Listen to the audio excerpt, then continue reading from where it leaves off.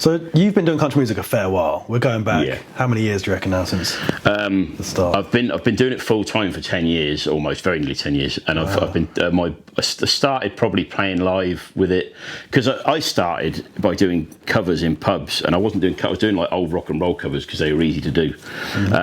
But I really wanted to do my own stuff, but I didn't have enough songs. So once I started doing my own songs, that was probably 2011 or 12.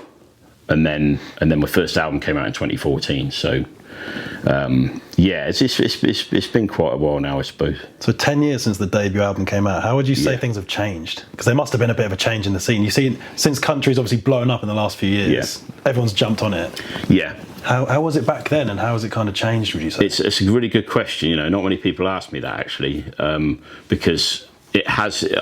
When I started, it was like there wasn't all this stuff going on now. That being said, I played at the very first C2C Country in 2013. Unreal. And it was laughable. It wasn't anything like it is now, really. Do you remember the lineup? Carrie Underwood and Tim McGraw were the headliners. Obviously, I was playing on like one of the outside stages, but like no one even knew about the outside stages. So I maybe had 20 people watching me at a time maximum. You know, it was kind of a joke. But at that point, they were trying to make country a big thing here. And there was nothing like the kind of, you know, you have so many festivals and stuff like that, and you know, podcasts like this one's starting up, which you would never have had before. And so it was like people like me doing country. It was people either thought it was really cheesy, or they kind of just thought you were an extension of Americana.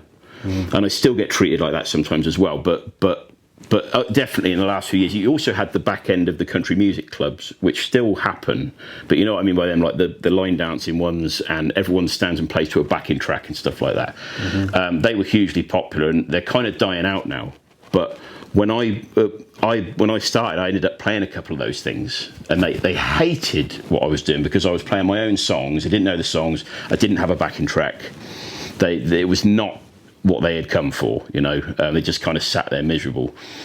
So you had all that, but now it's like a new thing where country music is kind of getting big, but it's kind of the new country music, you know. So people only know Luke Combs, or they only know, you know, Taylor Swift country stuff or something like that. It's kind of a new brand of country that has got big now. And I haven't done much different. Like I say, I have to fit in with Americana shows sometimes, because that's what I do. I have to fit in with country shows. Like the other night we were at South Wales Country Music Festival launch night, and you know, that's the UK country crowd. I very rarely play gigs for that crowd because they like the newer stuff. But when I do, I find I get a good response.